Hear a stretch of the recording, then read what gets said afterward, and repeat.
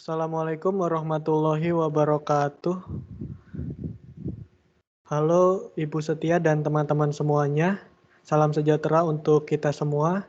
Perkenalkan kami dari kelompok 7A yang beranggotakan Muhammad Rafli Ramadan 2019-80132, Muhammad Farhan Anas Indratno 2019-80139, kemudian Kevin Alfia Syahri Ramadan 2019-80141.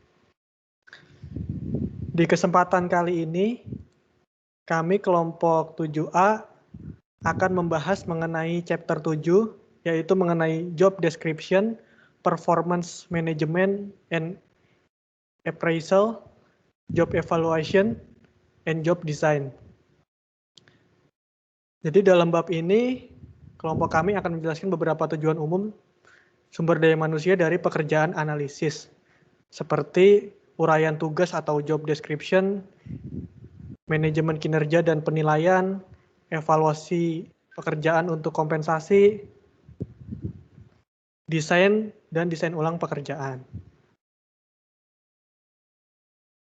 Yang pertama, job description. Job description adalah tujuan HR yang paling umum dari analisis pekerjaan. Deskripsi pekerjaan adalah ringkasan tertulis, singkat atau snapshot dari pekerjaan. Ada cukup banyak kebingungan dalam terminologi tentang deskripsi pekerjaan di dunia bisnis, karena penggunaan deskripsi pekerjaan yang paling umum adalah untuk mengevaluasi pekerjaan. Orang-orang dalam kompensasi seringkali tidak bisa membedakan antara evaluasi pekerjaan dan juga deskripsi pekerjaan. Kalau evaluasi pekerjaan adalah proses menetapkan nilai pekerjaan untuk tujuan kompensasi dalam suatu organisasi.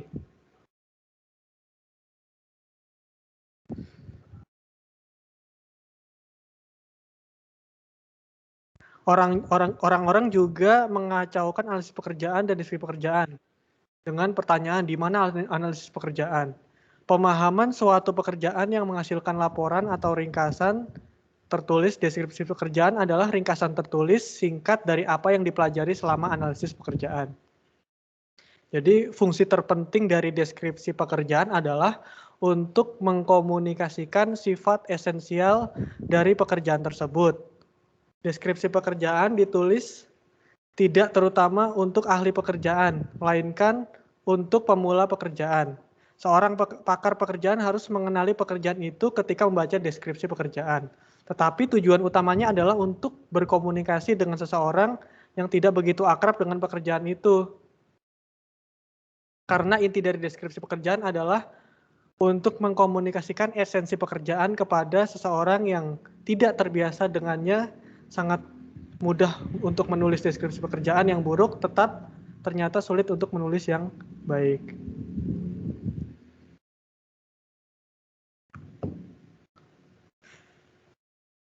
Deskripsi pekerjaan juga harus singkat. Berdasarkan Gale 1988 merekomendasikan 1-3 halaman panjangnya deskripsi pekerjaan.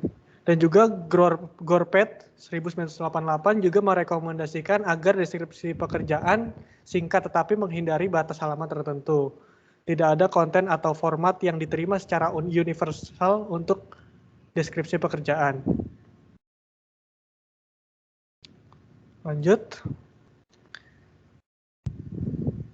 Jadi sebagian besar deskripsi pekerjaan berisi bagian atau bagian berikut. 1. Pengidentifikasi, yaitu berisi tentang jabatan pekerjaan, ditambah informasi klasifikasi lainnya. Yang kedua, berupa ringkasan, berisi pernyataan misi atau tujuan. 3. Tugas dan tugas, apa, mengapa, dan bagaimana. Yang keempat adalah berisi tentang informasi lain, seperti tanggung jawab, termasuk sifat pengawasan yang diberikan dan diterima. Selanjutnya pengetahuan, termasuk pengalaman, pendidikan, atau kualifikasi minimum lainnya, dan konteks seperti kondisi kerja yang berbahaya atau shift kerja yang bergilir. Selanjutnya structure of the job description identifier. Yang pertama identifiers. Pekerjaan selalu diidentifikasi dengan judul mereka. Pekerjaan di industri biasanya mencakup lokasi fisik atau fungsional pekerjaan. Misalnya seorang manajer marketing yang bekerja di kantor utama di departemen marketing. Deskripsi pekerjaan biasanya memberikan informasi tentang hubungan berupa pelaporan, yaitu siapa yang mengawasi pekerjaan dan siapa yang melapor ke pekerjaan itu. Hubungan pelaporan terkadang dicatat dalam deskripsi pekerjaan. Perhatikan bahwa hubungan pelaporan adalah di antara jabatan pekerjaan dan bukan di antara orang-orang yang disebut namanya. Misalnya pekerjaan penerima, melapor ke supervisor, penerima dan bukan ke Mr. Jones. Pekerjaan juga diidentifikasi dengan berbagai kode. Pekerjaan asisten medis memiliki kode dalam sistem ONET dan klasifikasi pekerjaan standar. Selanjutnya job summary. Job summary ini merupakan ringkasan pekerjaan yang mana isinya adalah pernyataan singkat tentang esensi pekerjaan.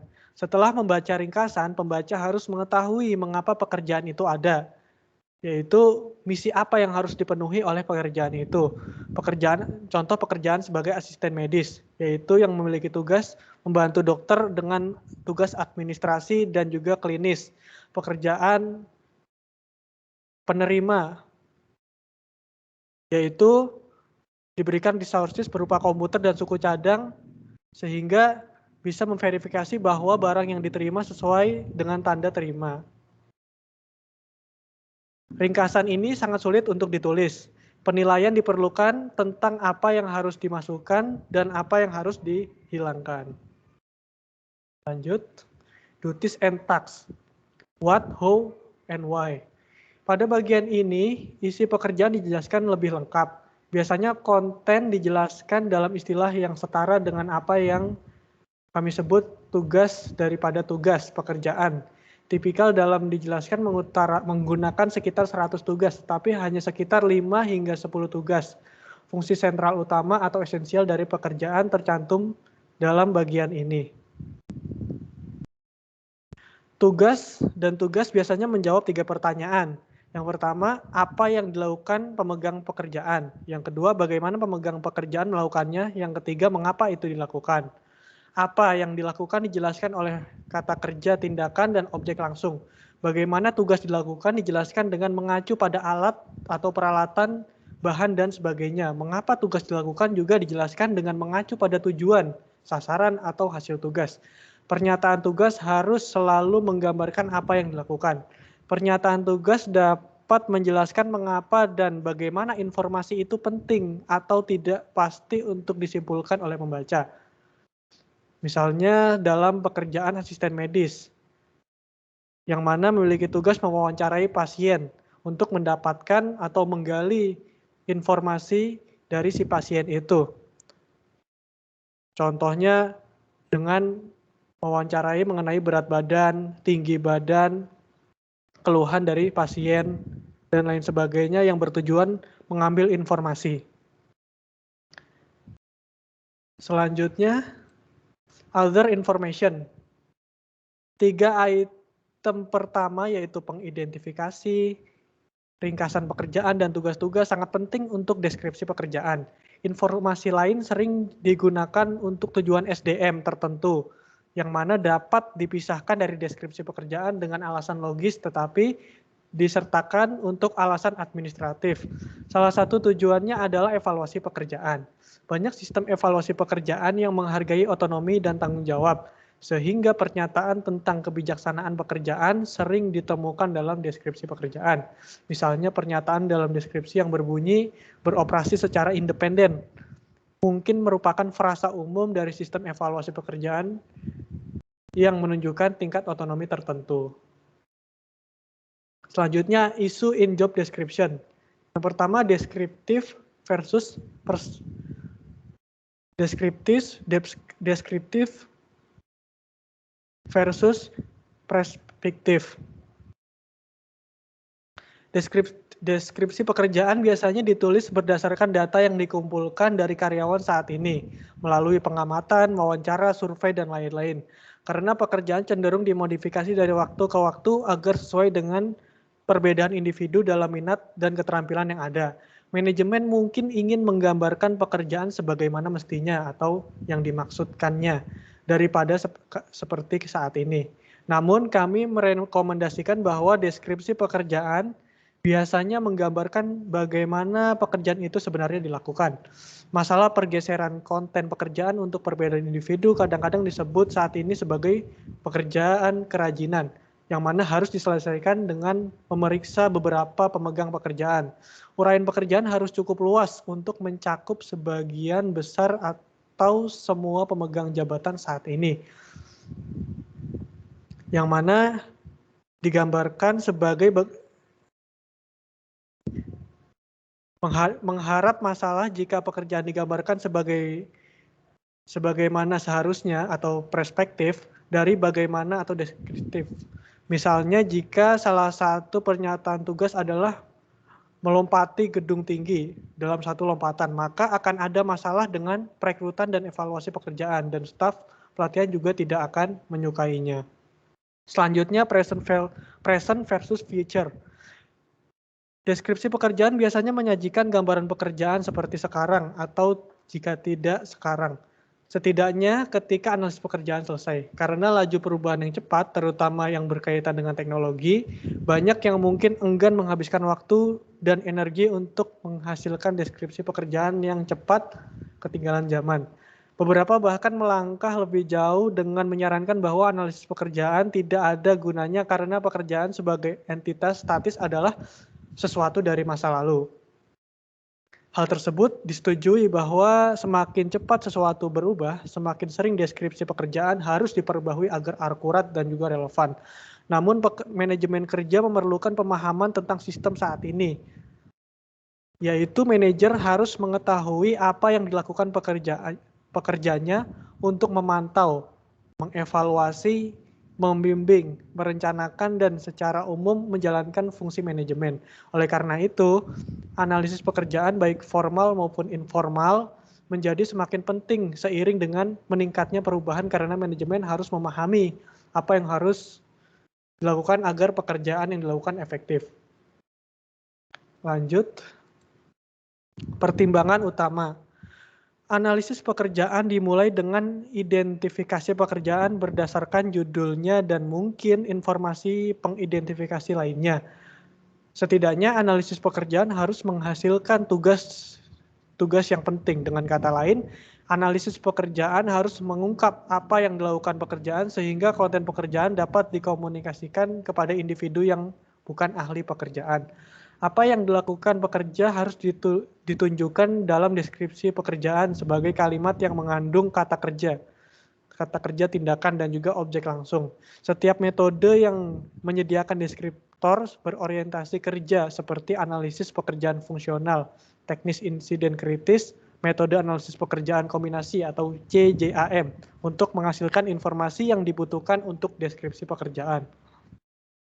Maksud atau tujuan pekerjaan juga ditemukan oleh analisis pekerjaan untuk memberikan ringkasan yang berarti.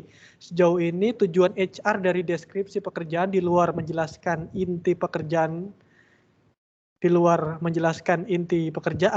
yaitu dalam hal apa yang harus dilakukan dan mengapa. Analisis pekerjaan juga harus memberikan informasi ini. Tujuan SDM yaitu mendorong informasi tambahan yang harus dikumpulkan. Lanjut, manajemen dan penilaian kinerja. Sistem manajemen kinerja di mana penilaian kinerja merupakan bagian penting dari sistem manajemen itu, yaitu memiliki dua tujuan utama. Yang tujuan pertama adalah untuk mendukung penghargaan administratif dan tindakan disipliner untuk kinerja masa lalu, misalnya kenaikan gaji untuk kinerja positif, dan juga pemutusan hubungan kerja bagi kinerja yang buruk. Tujuan yang kedua untuk meningkatkan kinerja posisi saat ini melalui umpan balik berupa pelatihan atau untuk membimbing seorang incumbent untuk kemajuan karir di masa yang akan datang. Selanjutnya format penilaian. penilaian kinerja biasanya mengharuskan manajer untuk membuat penilaian kuantitatif dari berbagai aspek kinerja pekerjaan dari si pekerja itu. Kami menjelaskan secara singkat format berikut. Ada skala peringkat grafis, ada skala penilaian berdasarkan perilaku, ada juga skala observasi perilaku, ada juga timbangan pilihan paksa. Selanjutnya akan dijelaskan oleh teman saya. Waktu dan tempat dipersilakan. Selanjutnya ada skala peringkat grafis. Skala peringkat grafis adalah format peringkat yang populer di industri. Nah, contohnya ditunjukkan pada tabel 7.4. Nah, skala seperti itu populer karena menggambarkan pekerja dengan cara yang akrab dan nyaman yang biasanya kita gunakan untuk menggambarkan orang. Seperti yang bisa dilihat pada tabel 7.4. Nah, untuk melengkapi skala ini, supervisor itu akan melingkari angka yang sesuai dengan penilaiannya untuk setiap sifat dari 1 sampai dengan 5. Next. Selanjutnya ada skala penilaian berlabuh perilaku.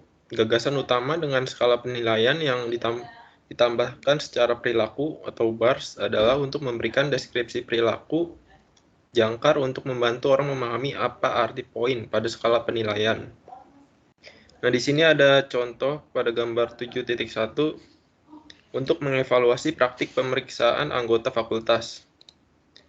Perilaku dan angka terkait dimaksudkan untuk memberikan panduan kepada penilai yang dapat membandingkan perilaku karyawan dengan contoh yang diberikan dan melihat di mana itu cocok pada skala penilaian. Next. Selanjutnya, timbangan pilihan paksa. Salah satu cara untuk menggunakan skala pilihan paksa adalah dengan meminta penilai untuk memilih 2 pernyataan dari 4 pernyataan yang diberikan. Sebagai contoh, anggaplah bahwa ketua jurusan sebuah perguruan tinggi akan mengevaluasi orang anggota fakultas. Yang pertama itu ada datang terlambat ke kelas, yang kedua ada gagal menggunakan papan tulis atau menggunakan cara lain untuk menyajikan catatan atau garis besar, yang ketiga ada mengajukan pertanyaan yang jelas dan langsung pada suatu ujian, dan yang terakhir ada mengajukan pertanyaan ujian tentang materi yang dibahas baik dalam kuliah maupun dalam teks. Next. Selanjutnya ada perbandingan format. Nah, ketiga format bars, POS, dan skala pilihan paksa membutuhkan banyak pekerjaan untuk dikembangkan. Pakar materi pelajaran seperti petahana dan supervisornya harus membuat pernyataan yang menunjukkan kinerja yang sangat baik hingga buruk untuk beberapa kategori. Upaya yang diperlukan untuk memastikan bahwa pernyataan tersebut termasuk dalam satu kategori dan bahwa nilai atau kebaikan dari perilaku tersebut jelas. Selanjutnya ada pertimbangan utama. Ingat bahwa manajemen kinerja dan penilaian adalah alat manajemen yang memiliki 2 tujuan utama. Yang pertama itu untuk mendukung penghargaan administratif dan tindakan disipliner untuk kinerja masa lalu, misalnya kenaikan gaji untuk kinerja positif. Yang kedua ada untuk meningkatkan kinerja posisi saat ini melalui umpan balik atau pelatihan, atau untuk membimbing seorang incumbent untuk kemajuan karir di masa depan. Next.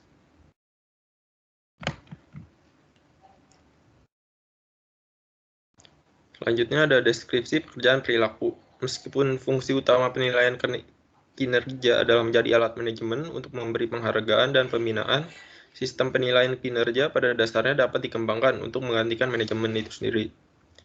Evaluasi pekerjaan adalah proses formal untuk menilai atau nilai pekerjaan dalam sebuah organisasi. Umumnya, evaluasi pekerjaan dilakukan di perusahaan besar dan lembaga pemerintah yang bertentangan dengan bisnis keluarga kecil di mana gaji dan kompensasi ditetapkan dengan cara yang kurang formal. Next. Selanjutnya ada ekuitas. Banyak dari kita mendasarkan harga diri kita, setidaknya sebagian pada apa yang kita dibayar di tempat kerja. Sebagai makhluk sosial, orang cenderung melihat sekeliling untuk melihat penghargaan seperti apa yang diterima orang lain. Bahkan jika gaji tidak diposting, orang cenderung menyimpulkan apa yang orang lain buat dan beberapa penghargaan, misalnya waktu liburan dan tempat parkir yang dipesan. Teori kesetaraan menurut Adams 1965 mengatakan bahwa orang membandingkan masukan mereka, kredensial, pengalaman, dan usaha, dan hasil kompensasi penghargaan dengan masukan dan hasil orang lain. Next. Selanjutnya ada metode evaluasi pekerjaan. Tujuan evaluasi pekerjaan adalah untuk mengurutkan serangkaian pekerjaan, bukan posisi, menurut nilai atau nilainya bagi suatu organisasi. Banyak metode telah dirancang untuk melakukan ini. Dalam hal analisis pekerjaan, ada dua kelas utama metode evaluasi pekerjaan. Yang pertama itu ada metode yang didasarkan pada deskripsi pekerjaan, dan yang kedua itu ada metode yang didasarkan pada penilaian langsung, komponen pekerjaan atau pekerja atribut. Metode berdasarkan deskripsi pekerjaan dapat diklasifikasikan lebih lanjut. Antara lain, yang pertama itu mempertimbangkan seluruh pekerjaan versus faktor kompensasi, dan yang kedua itu ada membandingkan pekerjaan dengan pekerjaan atau membandingkan pekerjaan dengan atribut. Next. Selanjutnya ada seluruh pekerjaan versus faktor kompensasi. Metode evaluasi pekerjaan yang paling sederhana adalah metode peringkat. Dengan metode ini, komite evaluasi pekerjaan atau sekelompok orang yang dipercayakan dengan fungsi evaluasi pekerjaan menerima deskripsi pekerjaan untuk setiap pekerjaan. Komite melanjutkan untuk mengurutkan pekerjaan berdasarkan nilai keseluruhannya bagi perusahaan. Hal ini dapat dilakukan secara individu dan kemudian secara kolektif di antara para anggota atau dilakukan secara musyawarah mufakat. Dalam metode poin, panel kembali membandingkan pekerjaan dalam faktor kompensasi. Dalam metode poin, bagaimanapun pekerjaan diberikan poin daripada dolar atau setiap faktor. Poin dijumlahkan di seluruh faktor dan total itu digunakan untuk mengklasifikasikan pekerjaan ke dalam tingkat gaji. Next.